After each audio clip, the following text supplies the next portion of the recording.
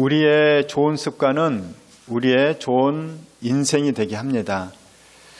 이 습관이라는 것은 엄청난 힘이 있습니다. 습관은 무의식적으로 우리가 행하게 하는 것이기 때문에 우리는 좋은 습관을 가지고 있으면은 내가 굳이 애쓰지 않아도 좋은 길로 접어들게 하는 것이죠. 그래서 우리가 습관을 바꾸는 것 또는 습관을 세워가는 것은 여러분의 인생, 우리의 인생을 가장 복되게 하는 방법 가운데 하나인 것이죠.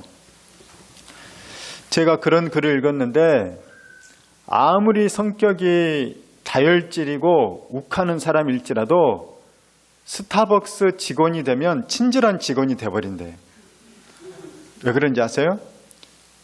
그 비결이 뭐냐면 라떼의 법칙이라고 합니다. 라떼의 법칙.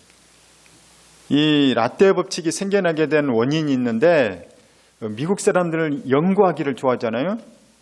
해외 논문이나 이런 것들 참고해서 이 회사에 적용을 하는 거예요.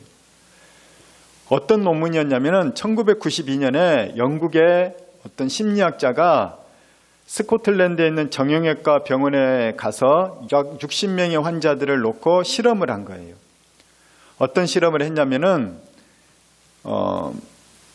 고관절 수술을 하거나 무릎 관절 수술, 인공 관절 수술. 그러니까 자기 뼈를 깎아서 뼈를 드러내고 쇠를 박아 넣는 거예요. 얼마나 아프겠어요. 그런데 그 쇠를 대체한 그것에는 이제 근육도 잘라내고 살도 잘라내는 거예요. 그리고 수술하고 나서 이것이 아물어야 되고 이것이 또 내 것으로 변화돼야 되는 거죠. 그런데 제가 어떤 목사님의 말을 들었는데 그 목사님이 자기 어머니 얘기를 하시더라고요. 자기 어머니가 오른쪽 무릎도 수술하셨고 왼쪽 무릎도 수술을 하셨대. 근데 첫 번째 수술은 그냥 보통 중형병원 그 정도 병원에서 수술을 했대요. 그런데 수술하고 나서 어머니가 이 무릎에 구부리는 반경이 잘 안 된다는 거예요. 그런데 어머니가 이번에는 두 번째 수술할 때는 더 큰 병원에 가가지고 유명한 병원에 가서 수술을 했대요. 그런데 어머니가 왜 첫 번째 수술은 이게 안 구부러지고 두 번째 수술은 잘 구부러지는지 자기가 차이점을 알게 됐다는 거예요. 뭐냐? 첫 번째 수술할 때는 재활훈련을 해야 되는데 어머니가 아프다고 하니까 그 의사들이나 이런 간호사들이 이거를 살짝만 구부렸대요. 이거를. 근데 두 번째 이 병원에서는 어머니가 아프다고 하든 말든 악을 쓰든 말든 확 구부려버렸다는 거예요. 확 구부려버리니까 어머니가 막 너무너무 고통스러워했는데 그 다음에 재활훈련 잘해가지고 첫 번째 무릎은 이거밖에 안 구부러지는데 두 번째 무릎은 이렇게 막 자유롭게 구부러진다는 거예요. 그게 바로 그 실험을 한 거예요. 이 영국에 있는 정형외과에서 고관절 수술을 하고 무릎 인공관절 수술을 한 환자 60명을 대상으로 이제 실험을 하는데 어떤 실험을 하느냐? 한 그룹은 그냥 자기가 알아서 하도록 놔둔 거예요. 자기 의지력으로 이제 재활을 하도록 한 거죠. 물론 의사가 시키는 거고. 의사가 시키기는 시키는데 그런데 또 한 그룹은 어떤 걸 시키냐면 의사가 시키는 것뿐만 아니라 본인들이 스스로 재활 계획을 세우도록 하다는 거예요. 재활 계획을 스스로 세우십시오. 그리고 구체적으로 세우십시오. 그 중에서 특히 강조점을 둔 게 뭐냐면 본인이 이 재활훈련할 때 너무 아픈 통증 지점이 있다는 거예요. 그 통증 지점에서 나는 이 통증 지점을 어떻게 극복할 건지를 특별히 잘 계획을 하라는 거예요. 그런데 첫 번째 환자 그룹들은 의사가 시키는 대로 물론 하기는 하는데 자기가 이제 그때 닥치면 하는 거예요. 닥치면 힘을 내서 의지력을 발휘해서. 두 번째 환자들은 닥칠 때 자기가 미리 준비한 계획이 있는 거예요. 그래서 내가 진짜 이 통증에 대해서 포기하고 싶을 때, 재활에 대해서 너무 아프니까 포기하고 싶을 때, 더 해야 되는데 그만하고 싶을 때 나는 이때 어떻게 할 거다. 내 사랑하는 아내를 떠올릴 거다. 또는 이 통증 지점에서 나는 어떤 음료수를 마실 거다. 이렇게 하면서 자기 나름대로의 그것을 극복하는 플랜을 다 짰다는 거예요. 그랬더니 결과가 어떻게 되느냐? 순전히 의사가 시키는 대로 자기 의지로서 닥치면 뭐 알아서 내가 해야지 내 사람 할 수 있어. 이런 의지로서 결정한 사람들에 비해서 미리 계획을 짠 사람은 재활 효과가 2배가 빨리 그 사람들이 일어서게 됐다는 거예요. 그 다음에 3배 빨리 휠체어를 버리고 자기 스스로 신발을 신고 요리를 하고 집안일을 하게 되는 그런 단계에 가겠다는 거죠. 그러니까는 이 심리학자가 이것에 대해서 무엇을 이끌어냈을까요? 사람은 위기 상황과 한계 상황에 대해서 미리 자기 마음의 준비를 하고 대비책을 세우는 사람은 이것을 훨씬 잘 극복한다는 거예요. 이것을 가져온 것이 뭐냐? 스타벅스의 라떼 효과라는 거예요. 라떼의 법칙. 우리 라떼가 뭔지 한번 보기 바랍니다. 이것은 약자죠. 라떼는 리슨인 거예요. 고객이 와서 이 진상이 와가지고 말도 안 되는 욕을 하는 거예요. 아이스 아메리카노 주세요 해놓고 나서 왜 본인이 아이스 아메리카노 주세요 했는데 왜 아이스 얼음을 냈어요 그러는 거예요. 아까 아이스 달라고 했잖아요. 그럼 뭐 실갱이가 벌어지잖아요. 그런데 그게 아니라 이 사람이 머릿속으로는 그냥 아메리카노 핫으로 달라고 했는데 입으로는 아를 시켰구나. 직원이 듣는다는 거예요 이것을. 그래서 첫 번째는 리슨인 거예요. 두 번째는 아크날리지. 그래서 고객의 불만을 인정하는 거예요. 당신이 그것을 주문하셨군요. 내가 잘못 들었을 수도 있을라나? 그래서 무엇을 진짜로 요구하는지. 그 다음에 테이크 액션. 그래서 문제 해결을 해서 행동을 취한다는 거죠. 그래서 CCTV를 돌려서 이렇게 말을 정확히 들을 수도 있는 이것이 액션일 수도 있지만 대부분의 경우에는 그냥 바꿔준다는 거예요. 그러셨어요? 알겠습니다, 고객님. 제가 잘못 들었나 보네요. 다시 바꿔드리도록 하겠습니다. 그러면서 커피를 이걸 버리고 새로 바꿔준다는 거예요. 바로 액션을 취해준다는 거죠. 그 다음에 땡스라는 거예요. 고맙다는 거예요. 우리에 대해서 혹시 제가 불찰이 있었을 수도 모르는데 이렇게 말해 주셔서 감사합니다. 참지 않고 얘기해 주셔서 감사합니다. 고마움을 표현하고 그 다음에 explain. 아마도 제가 다른 일에 집중하다 보니까 이것을 못 들었나 보네요 하면서 고객의 소리에 더욱더 집중하도록 하겠습니다. 이런 식으로 설명을 한다는 거죠. 이것을 이 스타벅스 직원이 되면은 스타벅스에서 이것을 처음에 엄청난 교육을 한다는 거예요. 이것에 대해서 계속 이론적으로 교육할 뿐만 아니라 나와서 실습을 해보게 하고 또 본인이 해보게 하고 그렇게 해서 또 그 지점에서는 또 점장이 그것을 또 계속 교육을 시키고 그러다 보니까 아무리 성격이 X 같은 사람일지라도 교육을 하도 받으니까 그런 진상이 와서 이런 말도 안 되는 요구를 할 때 배운 대로 한다는 거예요. 배운 대로. 성격대로 하는 게 아니라 이럴 때는 이렇게 해야지 그러면서 그래서 스타벅스에 오게 되면 그 욱하는 그런 사람들일지라도 직원이 되면은 어서 오세요 스타벅스입니다 그러면서 친절한 직원으로 변화가 된다는 거예요. 그것이 바로 라떼 법칙인 것입니다. 이것이 뭐냐? 이 이야기는 우리 나와 있지만 찰스 두히그의 습관의 힘이라는 책에 나온 내용이에요. 습관이 얼마나 중요한 것인지. 여기서 습관은 뭐냐? 반복인 것이에요. 반복해서 교육하고 반복해서 훈련하는 겁니다. 그래서 한 번 배웠으니까 끝나는 게 아니라 계속 반복을 시키는 거예요. 그리고 계속 반복해서 실습을 하는 거죠. 우리 의사나 간호사들도 똑같잖아요. 환자 제가 여기에 이 영양제를 맞을 때 처음에 익숙하지 않은 분이 나가지고 잘못 혈관을 찔렀어요. 그런데 이론은 그분이 다 알아요. 몇 각도가 어찌 될지, 깊이가 어떻게 될지, 혈관 어떻게 잡아야 될지 이론은 다 아는데 이게 습관이 안 되니까 모르는 거예요. 그래서 처음 몇 사람은 마루타가 돼야 돼요. 그래서 그것을 맞아야 되는 거죠. 몇 명은 시행착오가 있어야 되는 거예요. 이게 습관이 돼야 되는 거예요. 훈련이 돼야 되는 거죠. 그것은 뭐냐? 반복을 통해서 되는 거예요. 그 반복을 통해서 습관이 잘 된 사람들이 누구냐? 베테랑이 되는 것입니다.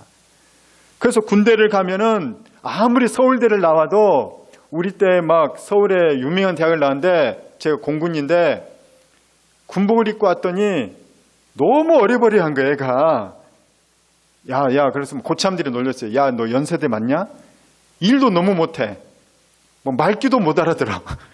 근데 몇 번을 얘기해야 되냐? 막 고등학교밖에 졸업 안 한 선배가 막 야단을 치면서 너 돌대가리 아니야? 막 그리고. 근데 나중에 보니까 이제 나중에 상병쯤 되니까 일을 너무너무 잘하는 거예요. 왜? 익숙해지니까. 그게 이제 습관인 거예요. 우리도 마찬가지인 거예요. 우리의 생각도 습관이에요. 우리의 말도 습관인 거예요. 생각도 부정적인 것이 늘 습관이 된 사람이 있어요. 그래서 늘 상대 단점만 보는 사람들이 있어요. 자기 자신에도 마찬가지야. 나는 못해. 나는 안 될 거야. 이것도 습관인 거예요. 반대로 정주영 회장을 제가 새로 발견했는데 그분은 늘 긍정적이더라고요. 한번 해봐. 보면은 길이 있어. 현장에 가면 답이 있어. 임자 해봤어? 한번 가서 시도해보고 그런 얘기에 안 된다고만 하지 말고 그러니까 온갖 기적들을 일으키는 거예요. 세계가 놀랄 만한 그런 일들을 막 일으키는 거죠. 생각도 습관이에요. 그런데 말도 습관이더라고요. 말은 안 그러는데 말은 너무너무 마음은 안 그런데 마음은 따뜻하고 사랑하는데 말이 티격태격하는 사람이 있어요. 그렇잖아요? 마음과 말이 다른 사람이 있다는 거예요. 우리는 마음이 이러면 말도 좋게 나올 것 같은데 안 그런 사람이 있는 거예요. 우리 아버지, 저의 아버지 세대들은 자녀들에게 사랑한다는 말을 안 하던 분들이에요. 그리고 언어가 남자들은 미안하다는 말을 안 해요. 그래서 우리 아버지는 아무리 잘못을 해도 우리 어머니한테 미안하다는 말 안 했어요. 왜냐? 남자가 미안하다는 말하면 안 돼. 이거는 패배인 거예요. 그래서 운전했어도 내가 아무리 큰 잘못을 해도 내려가지고 미안하다는 말하면 안 돼. 보험에 영향을 미치기 때문에. 자녀를 너무너무 사랑하는데 와서 야단만 치지 자녀에게 사랑한다, 잘했다는 칭찬은 잘 안 해요. 이게 우리 아버지, 저의 아버지 세대들이에요. 왜냐? 그게 습관이기 때문에. 그런데 제가 어느 날 우리 아버지가 나를 얼마나 사랑하는지를 알았어요. 우리 아버지는 내가 어떻게 알았냐면은 우리 아버지는 너무 무서운 분이었거든요. 약주를 드시고 오면은 막 밥상을 뒤엎고 막 집안이 살벌했어요. 숨도 못 쉬었어요. 발 뒤꿈치 들고 다녀야 됐어요. 너무너무 무서운 분이었어요. 그런데 우리 아버지가 가만히 보니까 우리 아버지는 싸움도 많이 해가지고 막 유치장에도 가시고 하여튼 유명한 이 무용담이 많아요. 칼 든 사람하고 싸워서 뭐 어떻게 됐다. 막 친구들이 우리 아버지는 저보다 키도 크시고 근육질이시거든요. 그런데 그 무서운 아버지가 내가 어느 날 봤더니 내가 잘못한 것도 많은데 내가 고등학교 때인가 봤더니 우리 아버지는 그렇게 다른 사람 잘 패는 사람인데 나는 딱 한 대밖에 안 때렸더라고요. 그것도 엉덩이. 이놈 그러면 안 돼 이러면서 동생한테 그러면 안 돼 그러면서 평생 동안 우리 아버지한테 딱 한 대 맞은 거예요. 그런데 내가 다시 봤던 우리 아버지의 사랑의 언어는 말이 아니었어요. 길에서 저를 만나면 항상 머리를 쓰다듬어줬어요. 그래 선생님 말씀 잘 듣고 엄마 말씀 잘 듣고 그래. 그러면서 늘 만나면 머리를 쓰다듬어 주는 거예요. 그때는 싫었어요. 그만 좀 만지지 막 사람들 보는데. 근데 나중에 보니까 아버지가 사랑한다는 말이었어요. 이게 사랑이란 말이었구나. 이게 습관인 거예요. 습관. 이제 현대에는 좀 많이 달라졌죠. 현대 아버지들은 나는 우리 아들과 친구처럼 지낼 거야. 그래서 사랑한다는 말도 많이 하고 그런 표현들도 많이 하는 아버지들이 많이 생겼어요. 말도 습관인 거예요. 마음과 달리 퉁명스럽게 나오는 거예요. 부부 사이도 마찬가지예요. 우리 남편 내가 안타깝게 여기는데 말은 퉁명스럽게 나오는 부인들이 있어요. 우리 아내 내가 아끼고 사랑하는데 말은 또 퉁명스럽게 나오는 남편들이 있다는 거예요. 내 자녀를 너무 사랑하고 예뻐하는데 말은 지적질부터 하는 엄마 아빠들이 있다는 거예요. 또 내가 막 이 엄마 아빠 너무 좋아하고 사랑하는데 내가 학교에서 기분 나쁜 일이 있다 보니까 막 괜히 집에 와서 엄마나 아빠한테 짜증내는 애들이 있다는 거예요. 실제 마음은 안 그런데. 그게 뭐냐? 습관인 거예요. 그러니까 짜증내는 것도 습관이에요. 감사하는 말을 하는 것도 습관이라는 거예요. 저는 우리가 습관을 바꿀 수 있기를 축복합니다. 그래서 습관을 바꾸게 되면은 어떤 말을 듣게 되느냐? 사람이 변했다는 말을 듣는 거예요. 제자 훈련을 앞으로 교회에 할 거예요. 근데 제자 훈련하는 목사님이 제자 훈련을 하다가 남편이 부인이 변화된 모습을 보고 교회를 나왔대. 뭐가 변화됐냐 그랬더니 다른 게 변화된 게 아니에요. 그전에는 부인이 남편만 보면은 남편 욕하고 짜증내고 화내고 막 성질 부리고 그랬는데 제자 훈련을 한 1년쯤 받고 나서 보니까 그 부인이 어떻게 변화됐냐면 남편의 말이 달렸다. 남편을 향하는 말이. 그 다음부터는 짜증내는 말이 아니라 고맙다는 말을 많이 하고 긍정적인 말을 많이 하고 격려하는 말을 많이 하더래. 그러니까 남편이 전에는 부인하고 이혼할까 말까 막 갈등하다가 이상하다. 저 교회가 도대체 무슨 교회지? 왜 우리 아내가 저 교회 가지고 말이 바뀌었지? 말이 바뀌니까 딴 게 아니라 사람이 바뀌었다고 표현하는 거예요. 그 부인은 말만 바뀌었거든요. 근데 남편이 느끼기에는 사람이 바뀐 거예요. 사람이 바뀐 거죠. 그러니까 습관은 다른 사람으로 하여금 우리가 변화됐다고 느끼게 하는 그런 표현이 되는 거예요. 그렇잖아요? 우리 아이가 달라졌어요. 전에는 일어나지도 않고 애가 막 침대에서 막 안 일어나고 막 짜증내는 애가 눈 뜨자마자 탁 일어나서 입을 딱 개우고 엄마 아빠 안녕히 주무셨어요? 이렇게 인사하면 아 얘가 바뀌었다 이러잖아요. 이건 결국 뭐가 바뀐 거냐? 습관이 바뀐 거예요. 습관이 바뀌면 사람이 바뀌었다고 얘기하는 것입니다. 우리는 오늘 예수님께서 기도하시는 장면을 보게 됩니다. 예수님께서 기도하시는 이 때에는 습관적인 기도가 되었다는 거예요. 습관을 따라서 기도하셨다는 것이죠. 예수님은 우리 오늘 말씀 다시 한번 읽도록 하겠습니다. 39절 시작.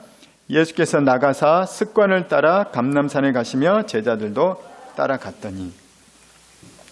예수님은 기도가 늘 습관이 되어 있으셨어요. 그래서 마가복음 3장에 보게 되면 새벽 미명에 기도하러 가셔요. 그러니까 우리가 왜 새벽 기도를 하느냐? 예수님이 새벽 기도 하셨기 때문에. 예수님 새벽에 기도하셔요. 그리고 바쁜 와중에도 한적한 곳에 가서 늘 기도하셔요. 그리고 예루살렘에 가시면 예루살렘 방문할 때마다 감람산에 가서 산기도를 하신 거예요. 습관을 따라서. 그러니까 예수님은 늘 기도를 하셨어요.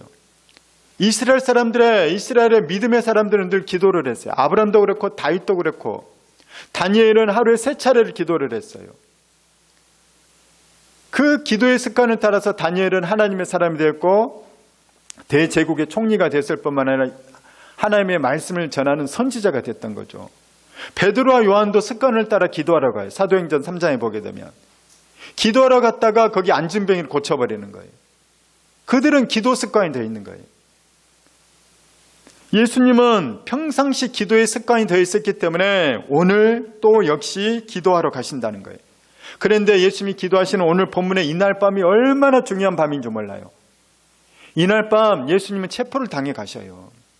이날 밤 얼마나 충격적인 일을 당하시냐면 그 세상의 12제자인 가룟 유다가 스승인 예수님을 은 30에 팔아버려요. 그 배신을 느끼는 그 배신의 밤에 예수님 뭐 하시냐? 가룟 유다 너 잠깐 상담 좀 하자. 그런 게 아니라 기도하러 가셨다는 거예요. 내일이면 예수님은 십자가에 매달려 죽으시는 거예요. 예수님 내일 십자가에 매달려서 골고다 언덕에 끌고 가고 채찍에 맞으시고 양손과 발에 못 박혀 죽으셔서 예수님 지구상에서 가장 끔찍한 고통을 당하는 날이 바로 내일이에요. 내일 그런 고난을 당할 때 우리는 뭘 할 것 같아요? 여러분 남자들 군대 가기 전날 밤 뭐예요? 클럽에 가거든요. 먹자 마시자 즐기자 내일 군대 간다. 예수님이 내일 십자가니까 나 오늘 먹고 마실 거야.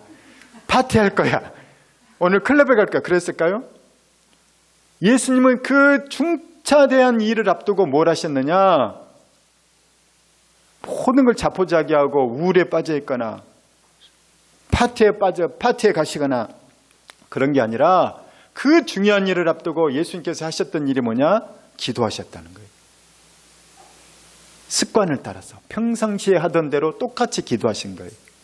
평상시에 제일 중요한 일이 기도했거든요. 가장 중요한 일을 앞두고 역시 그 중요한 기도를 하신 거예요. 그 기도가 얼마나 소중한지를 지금 제자들이 가르쳐주고 계시는 겁니다. 왜 예수님은 그렇게 기도를 하셨는가? 그 이유를 우리에게 알려주십니다. 왜냐? 우리가 기도하지 않으면 중요한 순간에 가장 중요한 결정의 순간에 하나님의 선하신 방법대로 그것을 결정해야 되는데 인간적인 방법대로 행하게 되기 때문이에요. 기도하지 않으면 세상 사람들이 하는 방식을 따라서 하기 때문이에요. 기도하지 않으면 성령이 임하지 않기 때문에 인간의 욕심을 따라서 해요. 세상 사람들이 하는 세상 풍조를 따른다는 거예요. 그러나 기도하는 사람은 하나님의 지혜와 하나님의 능력과 하나님의 방법을 따르고 결정한다는 것이에요. 그래서 예수님은 그 중요한 일을 앞두시고 인간적인 결정하지 않고 세상적인 결정하지 않고 마귀의 유혹에 빠지지 않도록 예수님은 기도를 하셨다는 거예요. 우리 그 내용이 39절 40절입니다. 시작. 그곳에 이르러 그들에게 이르시되 유혹에 빠지지 않게 기도하라 하시고. 예수님이 왜 기도하시느냐? 예수님도 기도하지 않으면 육신을 입고 있기 때문에 유혹에 빠질 수 있다는 거예요. 제자들에게 왜 너희들 기도해야 되느냐? 나도 기도하는데 너희들이 기도하지 않으면, 너희들도 기도하지 않으면 중요한 일 앞두고 유혹에 빠진다는 거예요. 우리가 왜 기도해야 되는가? 유혹에 빠지지 않도록 하기 위해서. 유혹은 언제 옵니까? 유혹은 수시로 와요. 하루에도 12번 찾아오는 게 유혹이에요. 그래서 예수님은 성경에서는 주님 뭐라고 하십니까? 쉬지 말고 기도하라는 거예요. 유혹은 항상 오기 때문에 저놈 죽여버려, 패버려, 사기쳐. 유혹은 항상 오는 거예요. 사고 쳐버려. 유혹이 올 때마다 기도해야 되는 거예요. 오기 전에 미리 기도해야 되고. 예수님도 유혹이 있는 거예요, 지금. 어떤 유혹일까요? 십자가 지고 싶지 않은 거죠. 왜냐하면 너무나도 그 십자가의 고통이 크다는 것을 예수님은 누구보다 잘 알고 계셨기 때문에. 여러분 십자가 지고 싶어요? 여러분 제가 손에 못 한번 박아볼까요? 하나만. 발 말고 양손 말고 손에만 하나 딱 박아드릴까? 사뿐히. 아니면 못은 좀 심하니까 앞점만 박아드릴까요? 예수님은 양손에 못을 박아야 되고 군중도 침뱉음 당하고 돌 던지고 가시관 쓰고 채찍을 수없이 맞아야 되고 살점이 뜯어져 나가고 하루 종일 매달려 있어야 되는 거예요. 그 정신적인 영적인 신체적인 고통을 다 아시기 때문에 예수님도 하나님께 기도하면서 뭐라고 하시냐면, 하나님 제가 십자가 지려고 이 땅에 왔지만 혹시 다른 방법 있지 않을까요? 다른 길이 있다면 하나님 제가 앉아도 되면 좀 앉고 싶습니다. 그러나 예수님이 기도의 승리를 해요. 뭐냐? 나의 원대로 마시고 아버지의 원대로 하시옵소서. 이게 가장 위대한 기도예요. 가장 위대한 기도자는 누구냐? 내 뜻을 관철시키는 사람이 아니라 하나님의 뜻이 나를 통해서 성취되게 하는 것. 오늘 바로 예수님은 기도에 습관적으로 기도한 사람, 습관을 따라 기도가 열린 사람, 기도의 대가들은 이런 기도를 한다는 겁니다.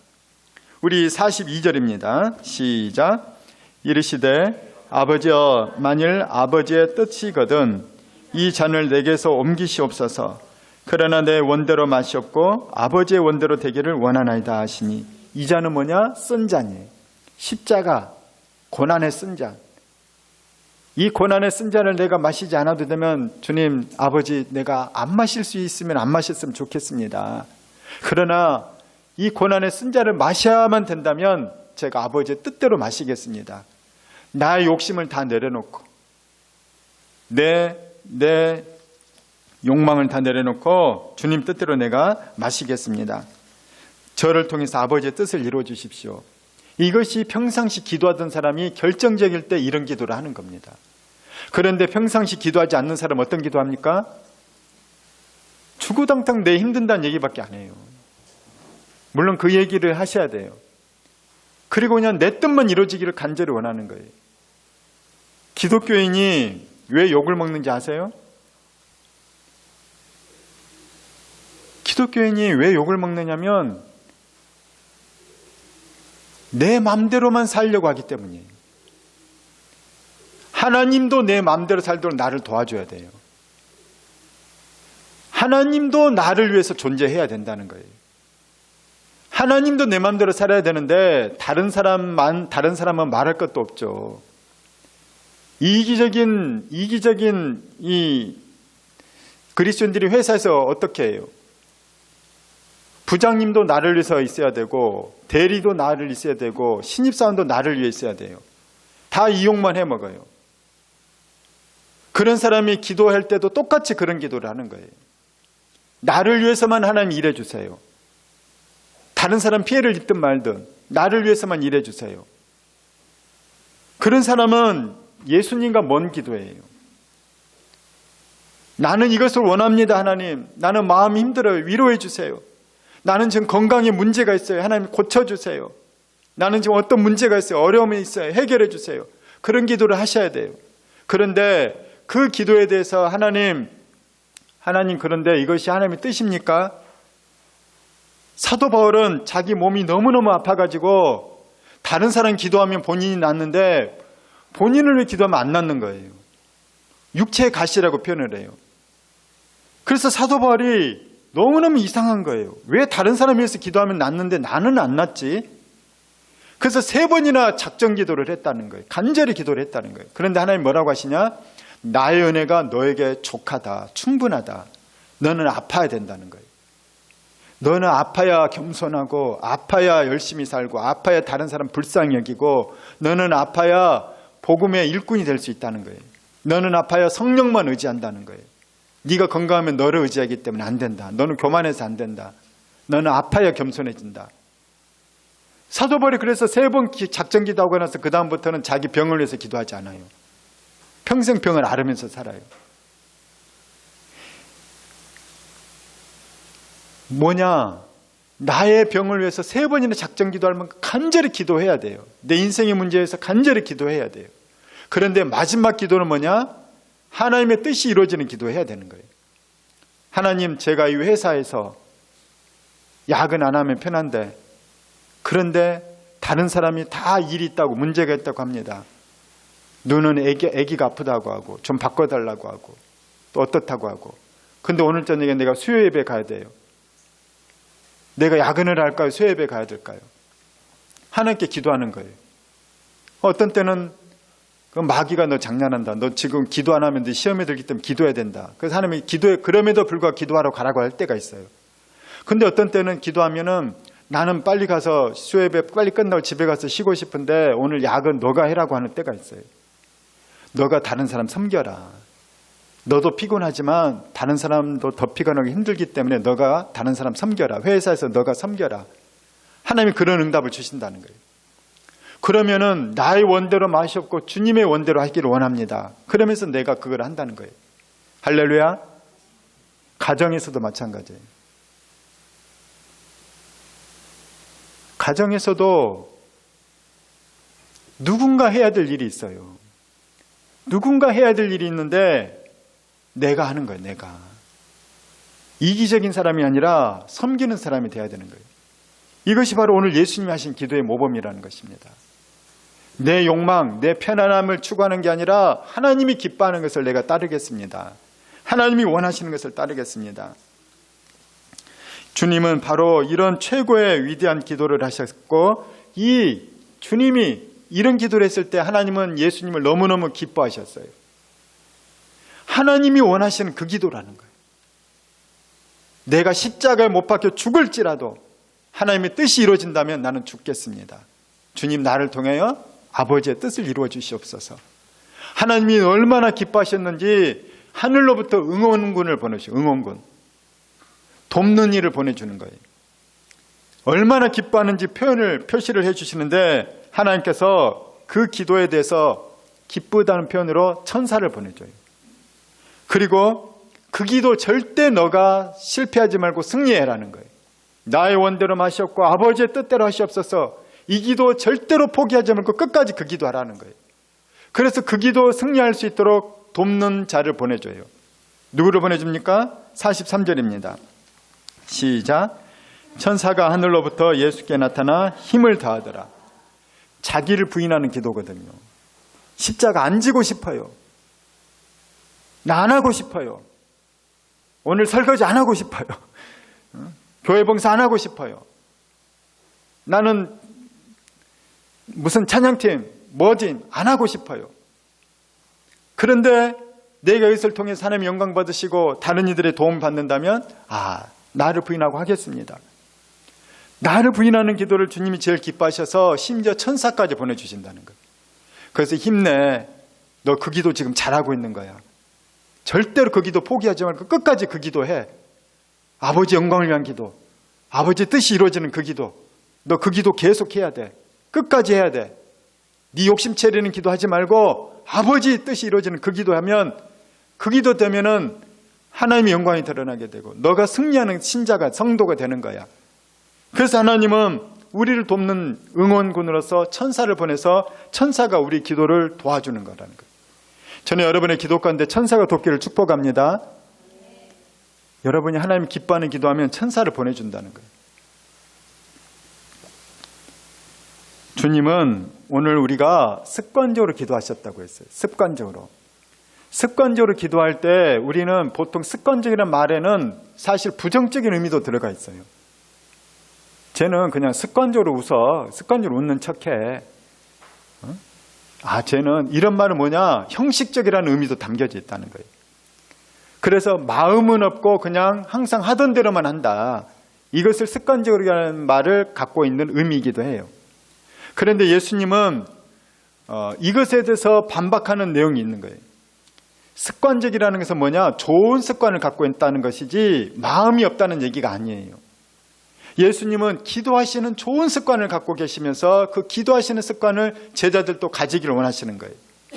그런데 그냥 내용은 없고 형식적으로만 습관적으로 하는 것이 아니라 그 기도의 습관 속에 얼마나 진정성이 있는지, 얼마나 진실함이 있는지를 보여주는 내용이 바로 44절입니다. 자, 같이 읽겠습니다. 시작. 예수께서 힘쓰고 애써 더욱 간절히 기도하시니 땀이 땅에 떨어지는 핏방울같이 되더라.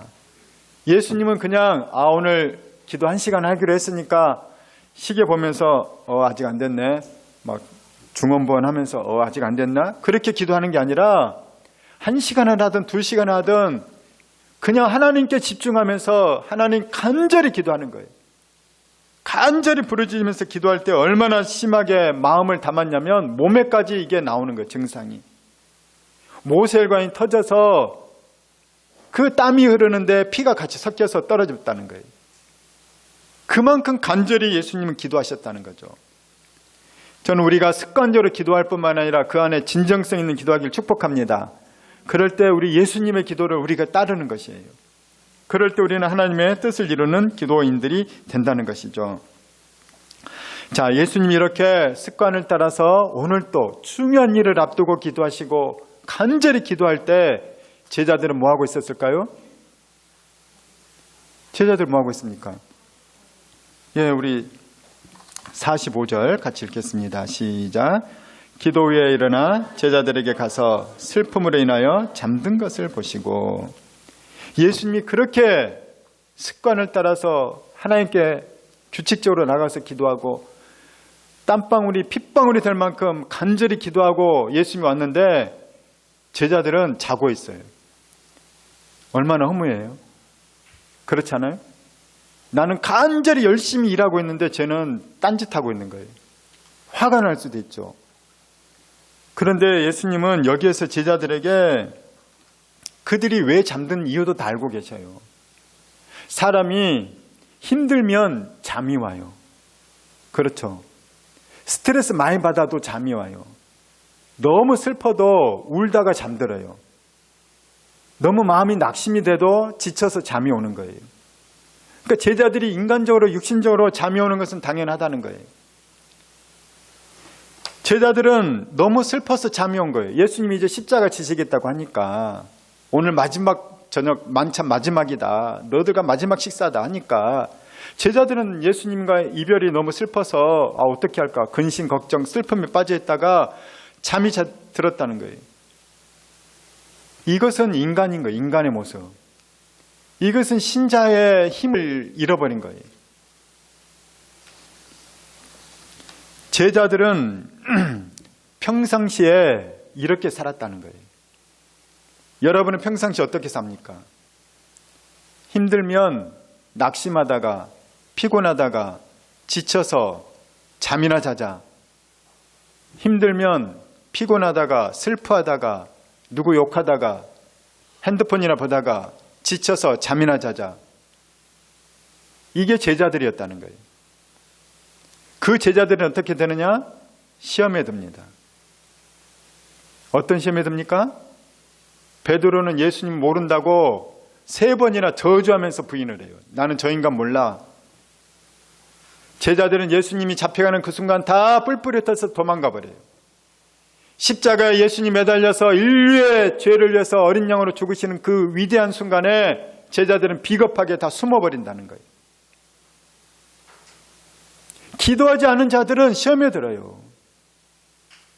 절체절명의 순간에 무엇을 했어야 되느냐? 낙심하고 슬퍼하고 잠자는 게 아니라 낙심하고 슬프기 때문에 그 낙심과 슬픔을 기도 제목으로 바꿔서 더 열심히 기도했어야 된다는 거예요. 그럴 때 제자들이 살아나게 되고 예수님이 기도할 때 동역자가 되는 것이고 하나님의 역사가 일어나게 되고 마귀와의 싸움에서 승리하게 되는 것인데 그 절체절명의 순간에 세상 사람과 똑같이 슬프면 슬픈 거고 졸리면 졸리는 거고 화나면 화내는 거고 유튜브 보고 싶으면 유튜브 보는 거고 이렇게 해서 무슨 역사가 일어나냐는 거예요. 그렇게 살면 시험밖에 안 된다는 거예요. 예수님 오늘 말씀하시잖아요. 우리 46절입니다. 시작. 이르시되 어찌하여 자느냐 시험에 들지 않게 일어나 기도하라. 슬프다고 낭망하죠. 누워있지 말고 기도하라는 거예요. 화난다고 스트레스만 받고 있지 말고 화나니까 기도하고 열받으니까 기도하고 근심 걱정 되니까 기도하라는 거예요. 너무 큰일이 내일 있으니까 오늘 기도하라는 거죠. 무엇보다 기도하라는 거예요. 예수님은 습관을 따라서 기도하신 거예요. 습관을 따라서. 평상시에 기도 습관이 안 되어 있으면은 중요한 일 앞두고도 기도 안 하는 겁니다. 평상시 기도하던 사람들이 중요한 일 앞두고 기도하는 거죠. 그래서 예수님은 기도하라는 거예요. 습관을 따라서. 저는 우리가 기도의 습관이 들길 축복합니다. 성도에게 있어서 가장 좋은 습관은 기도 습관이에요. 성도에게 있어서 가장 위대한 능력은 기도의 능력인 거예요. 그리스도인이 제일 큰 능력이 뭡니까? 사람의 능력은 한계가 있어요. 기도는 하나님의 능력이 우리에게 임하는 것입니다. 신의 능력이 우리에게 오는데 얼마나 사람이 강력해져요. 저 산더러 들려 바다에 던져지라면 던져진대요. 기도하면 기적이 일어난대요.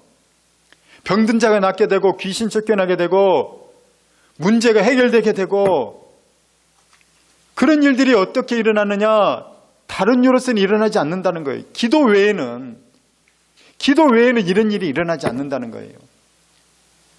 그러니까 성도들에게 제일 위대한 습관, 제일 강력한 습관은 기도의 습관이에요. 마귀가 그래서 제일 상대하기 힘든 사람이 기도하는 사람이에요. 마귀가 우리에게 항상 요구해요.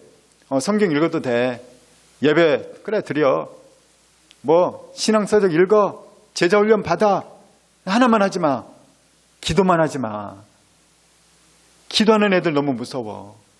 기도하는 사람들 너무 강력해. 기도하면 내가 힘을 쓸 수가 없어. 저는 우리가 기도하는 습관이 되길 주의 이름으로 축원합니다. 기도의 힘이 4가지가 있어요. 첫 번째, 기도 응답이 있습니다. 구하라, 찾으라, 두드리라. 마태복음 7장 7절부터 구하는 이가 얻을 것이요 찾는 이가 찾아낼 것이요 두드리는 이에게 열릴 것이다. 기도는 반드시 응답이 있다는 거예요. 두 번째, 평안이 있는 거예요. 아무것도 염려하지 말고 빌립보서 4장 6절 말씀 아무것도 염려하지 말고 오직 모든 일에 기도와 간구로 너희 구할 것을 감사함으로 하나님께 아뢰라. 그러면 그리스도 예수 안에서 하나님의 평강이 너희 마음과 생각을 지키시리라. 기도하는 자에게 평강을 주신다는 거예요. 세 번째, 물어볼 거예요. 하나님의 임재와 하나님의 만남이 있습니다. 첫 번째, 기도의 응답이 있어요. 두 번째는 평안이 있어요. 세 번째, 하나님의 임재, 하나님의 만남이 있는 거예요. 기도하는 자는 내가 너희 안에, 너희가 내 안에 있는 거예요. 우리 하나님 안으로 들어가는 것입니다. 네 번째, 내가 바뀌어요. 기도하는 사람은 바뀌는 거예요.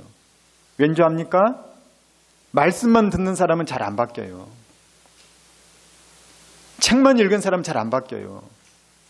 기도를 통해서 내가 깨진 사람이 바뀌는 거예요. 성령의 음성을 듣는 사람 바뀌는 거예요. 다른 사람 말도 아닌 하나님의 음성을 들었는데 안 바뀌면 어떻게 하겠냐는 거예요. 우리 한국 초대교회에 위대한 사람들이 많았어요. 김익두 목사님 아주 유명한 분이에요. 이분이 평양의 유명한 깡패였어요. 이 주먹을 쓰고 얼마나 이 성격이 나쁜 난폭한 사람인지 몰라요. 그런데 김익두 목사님이 그 깡패가 선교사님의 복음을 듣고 예수님을 만난 거예요. 변화가 된 거죠. 그리고 나서 너무 예수 믿는 게 좋으니까 복음을 전하고 다니기 시작해요. 복음을 전하다가 평양에 있는 어떤 주막에 가서 복음을 전하는데 그 주막집 주인이 예수 천당, 예수 믿으셔 그랬더니 재수 없다고 구정물을 확 끼얹어 버린 거예요. 구정물 요즘은 없죠. 음식물 쓰레기 한마디로. 음식물 쓰레기를 끼얹어 버린 거예요. 김익두 목사님이 얼마나 화가 났겠어요. 응? 옛날 성격 나오겠죠. 엎어버리고 막 부셔버리겠죠. 그런데 내가 예수 믿는 사람이지. 내 이러면은 예수님 복음을 못 전해. 너무 화가 나니까 딱 주인에게 한마디 했어요. 근데 김익두 목사님에 대해서 옆에 사람이 더 놀란 거예요. 그 주인한테 야, 저 사람 김익두야. 김익두. 그 깡패 김익두 주인이 막 사시나무 떨듯이 떠는 거예요. 큰일 났다. 나 죽었다 이제. 그랬더니 김익두 목사님이 뭐라고 얘기하냐면 예수는 내가 믿고 복은 네가 받는구나. 응? 예수는 내가 믿었는데 복은 네가 받았다는 거예요. 뭔 말입니까? 변화가 됐다는 거예요. 변화가. 김익두 목사님은 우리 초대교회 목사님들은 다들 기도의 용사들이에요. 기도 한 번 하면 몇 시간씩 기도하고 툭 하면 금식 기도하고. 왜 그렇게 몇 시간을 기도하는지 아세요? 자기를 부인하려고. 오늘 전도하기 싫어요. 그러니까 기도하는 거예요. 오늘 누가 너무 미워요. 그 사람 안 미울 때까지 기도하는 거예요. 용서가 될 때까지 기도하는 거예요. 오늘 내가 말씀대로 사는데 너무 귀찮고 싫어요. 그래서 힘이 날 때까지 기도하는 거예요. 그랬더니 내가 변화가 된다는 거예요. 우리 현대인들은 너무나도 좋은 설교를 많이 들어요. 좋은 책도 많이 읽어요. 근데 변화가 잘 안 된다는 거예요. 왜냐? 기도를 안 하니까. 하나님 음성을 듣지 않으니까. 자기 부인이 안 되니까. 저는 우리가 좋은 습관이 들기를 예수 이름으로 축원합니다. 날마다 예수님과 동행하고 날마다 기도하고 기도 외에도 찬송하는 습관, 좋은 언어 습관, 하나님을 높여드리는 습관, 감사하는 마음을 품는 습관, 긍정의 생각을 하는 습관, 이런 것들은 다 패턴인 거예요. 습관인 거예요. 우리가 예수 믿는 복이 여기에서 있기를 축원합니다.